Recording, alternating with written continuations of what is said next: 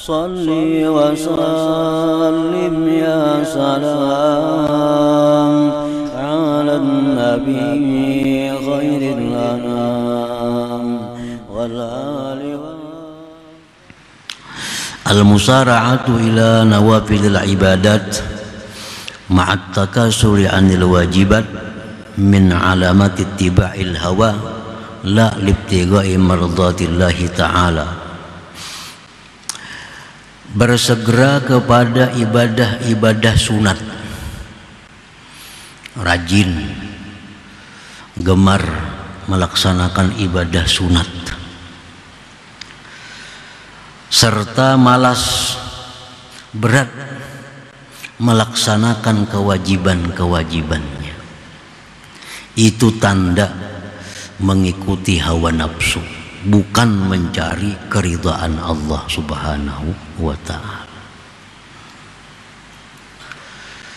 Artinya kita sembahyang sunat rajin, tapi sembahyang wajib malas. Bersedekah yang sunat rajin, sedekah yang wajib malas. Menuntut ilmu yang wajib malas, menuntut ilmu yang sunat rajin. Itu pertanda langkahnya kada bujur, pertanda langkahnya tidak benar, karena bukan mencari keridhaan Allah, tetapi yang dicarinya adalah hawa nafsunya, menunaikan kehendak keinginan hawa nafsunya. Nah, para muhibbin rahimakumullah, fayajibu 'alal insan ay yuqaddimal wajibati 'alan nawafil. Wajib atas seseorang mendahulukan perkara-perkara yang wajib atas perkara-perkara yang sunat. Nah, itu wajib.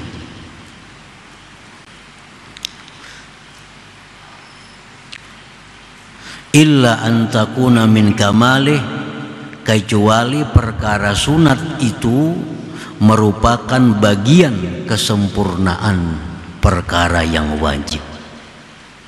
Kecuali ibadah sunat itu bagian dari kesempurnaan ibadah wajib, nah maka itu boleh didahulukan dari yang wajib. Falahu kanawafidil qabliyah wal ba'diyah, seperti sunat qabliyah, sunat ba'diyah.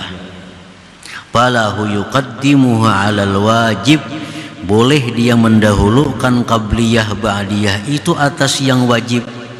Li'annaha, karena itu nawafil qabliyah ba'diyah tadi tu'inu 'alal hudur, membantu atas kehadiran hati, kekhusyuan hati, fihi pada yang wajib, alladhi huwa, yang adalah itu kehadiran hati, ar-ruh, merupakan ruh, fihi pada yang wajib itu.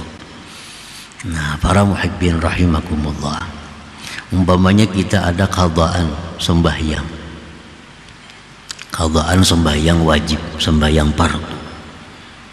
Nah, ini kita wajib mengqadanya, wajib bersegera mengqadanya kalau ketinggalannya tidak uzur.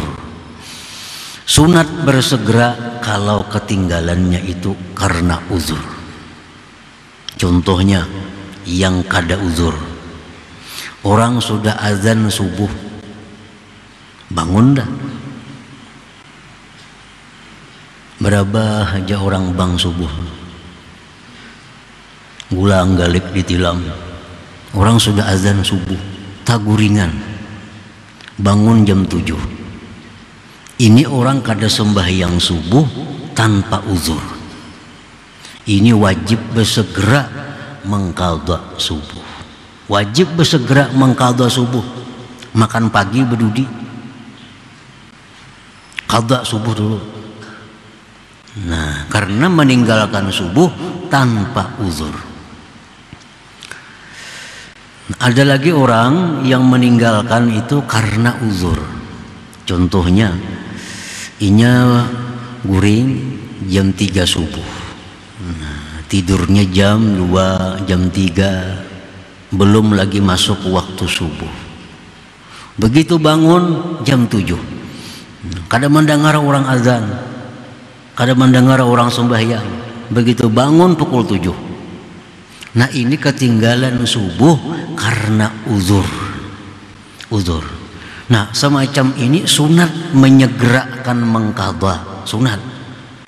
Boleh aja makan pagi dulu, ada bapak habis mandi sembahyang makan pagi, kayaknya habis makan mengqadha. Tapi kalau yang pertama tadi mesti segera mengqadha. Kalau dilambatkan menambah dosa. Nah, dalam hal mengqadha yang wajib itu boleh kita mendahulukan yang sunat, asal yang sunat ini merupakan bagian dari kesempurnaan yang wajib itu. Contohnya sunat subuh. Kan kita ketinggalan subuh nih. Kalau kita mengqadha, sunat kita apa diqadha apa langsung wajibnya? Nah, sunat tetap diqadha. Nah, sunat subuh dulu qadhaan, hanyar kena subuh qadhaan lagi. Nah, kenapa boleh mendahulukan yang sunat? Karena sunat subuh itu bagian dari kesempurnaan subuh. Nah, itu boleh. Sunat qabliyah, sembahyang qabliyah itu disyariatkan untuk memanaskan hati, menghadirkan hati, supaya waktu sembahyang fardu itu nantinya hati sudah siap. Kan kalau kita habis sibuk Allahu Akbar sembahyang zuhur, nah hati ini masih ke pekerjaan kita yang tadi. Tapi kalau dahului oleh qabliyah, Allahu Akbar qabliyah zuhur, ini hati biar aja dulu kemana-mana. Kayaknya begitu selesai qabliyah, fardunya itu hati ini sudah panas dengan ibadah. Nah sudah mantap. Nah, jadi qabliyah itu adalah gunanya menyempurnakan, mengusahakan supaya yang wajibnya menjadi sempurna. Nah sedangkan fungsi ba'diyah, sembahyang ba'diyah fungsinya menutupi. Kalau ada kekurangan khusyuk dalam yang wajib tadi, nah ba'diyah ini kita bisa khusyuk, itu bisa menutupi. Nah, para muhibbin rahimakumullah. Jadi kalau urusan mendahulukan yang sunat dari yang wajib itu boleh, asal yang sunat itu adalah bagian dari kesempurnaan yang wajib. Yaqulullahu ta'ala, ma taqarraba ilayya 'abdi bi syai'in ahabba ilayya mimma aftaradtuhu alayhi wa ma yazalu 'abdi yataqarrabu ilayya bin nawafil hatta uhibbah, ila akhir hadis. Allah berfirman dalam hadis qudsi, tidaklah beribadah kepadaku hambaku dengan ibadah yang paling kusukai daripada melaksanakan ibadah yang aku wajibkan atasnya. Allah tuh paling suka kalau kita ini beribadah yang wajib. Ibadah yang wajib. Allah paling suka kalau kita melaksanakan yang diwajibkan oleh Allah. Dan senantiasa hambaku itu beribadah dengan yang sunat-sunat. Nah, sesudah selesai yang wajib, yang sunat-sunat, hatta uhibbah, sehingga akhirnya aku cinta kepadanya, ujar Tuhan. Nah, para muhibbin rahimakumullah. Jadi ibadah wajib itu dibanding dengan ibadah sunat itu ganjarannya 70 kali lipat. Lebih banyak yang wajib. Kalau kita melaksanakan yang wajib itu diberi Allah umpamanya 70.000. Kalau yang sunat 1.000. 70 kali lipat.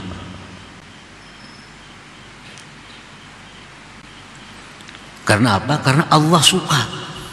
Allah sangat suka kalau kita ini melaksanakan kewajiban-kewajiban kita. Nah, apabila kita melaksanakan ibadah yang sunat, kita rajin, padahal sedikit nih imbalannya, dan Tuhan kada seberapa suka. Tapi itu yang kita rajin. Sedangkan ibadah fardu yang Tuhan sangat suka, ganjaran yang banyak, kita malas. Berarti kita beribadah itu bukan karena Allah. Pasti ada karena hawa nafsu kita. Ada kenyamanan nafsu kita dalam ibadah itu. Sehingga kita lebih suka memilih yang murah. Memilih yang murah. Nah, para muhibbin rahimakumullah. Sya'nun nafsi ayyasqula 'alaiha al-wajibu limusyarakati'n nas laha bihi id jullun nas yaf'aluna fala yadhharu laha maziyatun ala ghairiha wa hiya abadan tuhibbul khususiyah bi khilafin nawafil fa innaha qad tanfaridu biha 'anil nas imma li talabil madhi was sana aw talabil ujur wa hadha min al-huzuzin nafsiyatil jaliyati wal khafiyah. Bermula keadaan nafsu kita, nafsu, bahwa dia berat melaksanakan yang wajib itu karena bersyarikatnya manusia pada yang wajib itu. Karena kebanyakan manusia melakukan yang wajib, maka tidak nampak bagi nafsu kita kelebihan atas yang lainnya, keutamaan atas yang lain. Sedangkan nafsu itu menyukai keistimewaan. Kalau kita sembahyang nang wajib, itu orang semuaan sembahyang wajib. Kalau kita melaksanakan yang wajib itu kada ada istimewanya kita. Orang-orang pun melaksanakan yang wajib. Tetapi kalau salat tahajud, nah ini kada semua orang. Nah lalu nafsu kita ini suka dengan tahajud itu. Karena apa? Karena ingin beda dengan orang, agar nampak keistimewaannya, agar nampak kelebihannya. Karena orang kada semua bisa melaksanakan salat tahajud itu. Nah kalau sembahyang sunat, nafsu ini merasa hebat.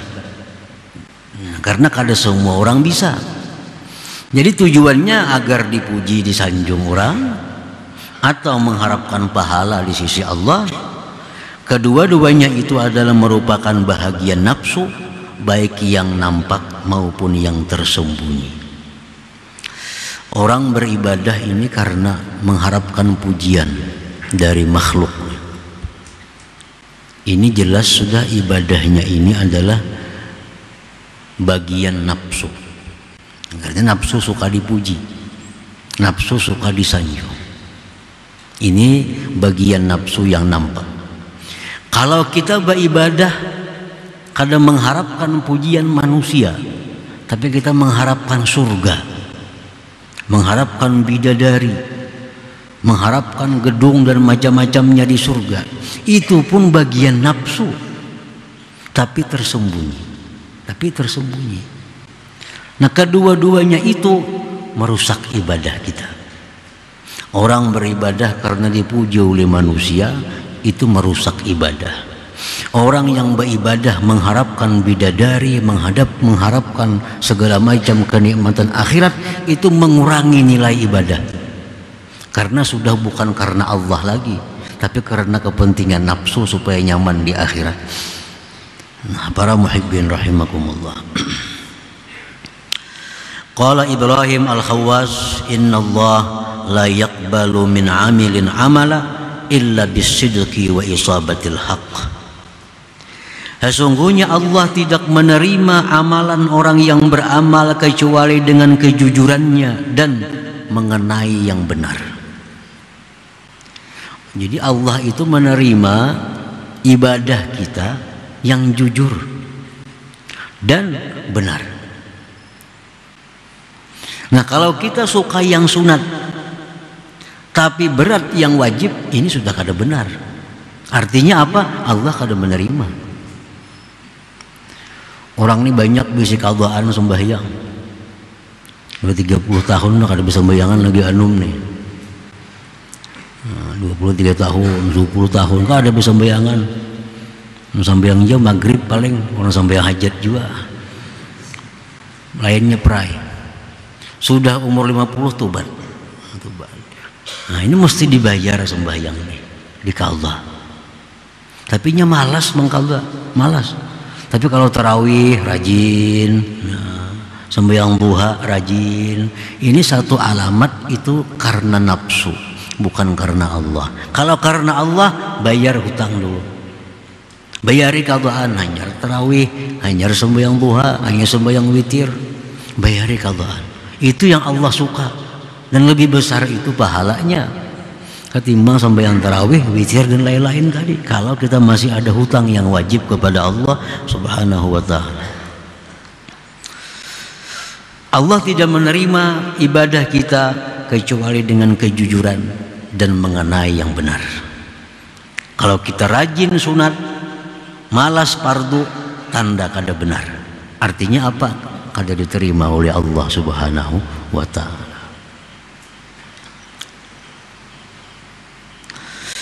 Wa qala Muhammad ibnu Abil Wardi halakul khalqi fi hirfain. Muhammad ibnu Abil Wardi berkata, binasanya ini manusia pada dua pekerjaan. Istighalun bin nafilah wa tadyi'u faridah wa amalul jawarih bila muwaza'atil qalbi. Binasanya kita dalam dua pekerjaan. Pertama, kita sibuk dengan yang sunat, yang wajib ketinggalan. Nah, sibuk dengan yang sunat, yang wajib ketinggalan. Nah, kalau demikian kita binasa. Kita binasa. Sibuk melakukan perkara-perkara yang sunat, tapi banyak kewajiban yang terlalaikan. Nah, yang kedua, kita beramal hanya anggota, tapi hati lupa kepada Allah Subhanahu wa ta'ala. Wa kam min qa'imin laisa lahu illa sahar. Berapa banyak orang yang beribadah di malam hari, tapi yang dia dapat hanya begadang malam. Kada dapat pahala. Kenapa sebabnya? Karena hatinya lalai kepada Allah. Anggota tubuhnya beribadah tapi hatinya lalai. Allah tidak menerima min qalbin lahin. Allah kada menerima daripada hati yang lalai itu. Nah, para muhibbin rahimakumullah. Qala ba'dul ulama, berkata sebahagian ulama, man kanatil fadailu ahamma ilaihi min ada'il faraid fahuwa makhdu'. Barang siapa yang adalah perkara sunat itu lebih dia pentingkan dari menunaikan yang fardu, itu orang tertipu, terperdaya. Tertipu, terperdaya. Nah, yang sunat diutamakan. Yang sunat diutamakan. Yang wajib dilalaikan, itu makhdu, tertipu. Artinya tertipu apa? Kalau dapat pahala, dikiranya dapat pahala, kada. Nah, tertipunya di situ. Kenapa? Karena ada yang wajib yang lebih dahulu mestinya dikerjakan daripada yang sunat-sunat itu. Tara minhum man syaghala fi nawafilil qiyami wasyam wal haji wal umrati kull am wa ma ashbaha dhalik wa huwa ghairu mutadarikin lima fata minhum minal wajibat wala mutahallilin lima lazima zimmatahu minaz zulamati wat tabi'at wa ma dhaka illa li annahum la yabtaguna mardatallah bal yattabi'una hawa anfusihim. Engkau melihat sebagian manusia, orang yang rajin, yang sibuk dengan sembahyang sunat, puasa sunat, haji umrah tiap tahun, dan seumpama itu. Sedangkan dia tidak memperdapati sesuatu yang telah luput dari mereka dari kewajiban-kewajibannya. Nah, sedangkan dia kadang memperdapati daripada yang luput kewajiban-kewajibannya. Ini tadi sembahyang sunat rajin, puasa sunat rajin, padahal hutang puasa sunat Hutang puasa wajib banyak, puasa sunat rajin benar. Hutang sembahyang fardu banyak, sembahyang sunatnya yang rajin. Naik haji, umrah umpamanya, yang sunat tiap tahun. Tapi ada kezaliman yang belum dikembalikan kepada orang. Itu lebih perlu daripada ibadah haji, umrah yang sunat.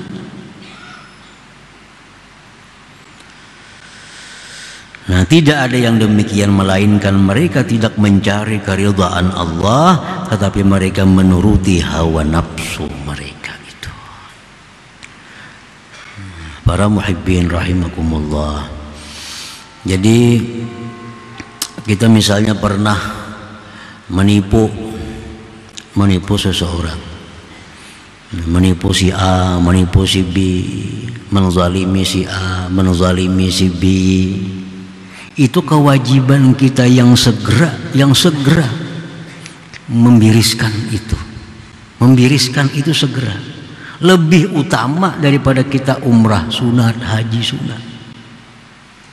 Kalau kita umrah sunat, haji sunat, tapi banyak kezaliman yang belum kita biriskan, padahal bisa kita biriskan, nah itu ibadahnya ditolak oleh Allah Subhanahu wa ta'ala. Kita pernah menganiaya orang ini, kita pernah menipu orang ini, itu mestinya diselesaikan, karena itu kewajiban kita, ketimbang kita melakukan hal-hal yang sunat. Nah, ini kewajiban. Allah menyukai yang wajib dibereskan dulu, hanya yang fardu, yang sunat-sunatnya itu. Ada orang yang suka sumbang sana, bula masjid, bikin itu, bikin ini. Tapi kalau urusan ditagih hutang, setengah mati menagih orang ini. Ada manusia seperti itu. Kalau soal sosial, 100 juta sumbang sana, 100 juta sumbang sini.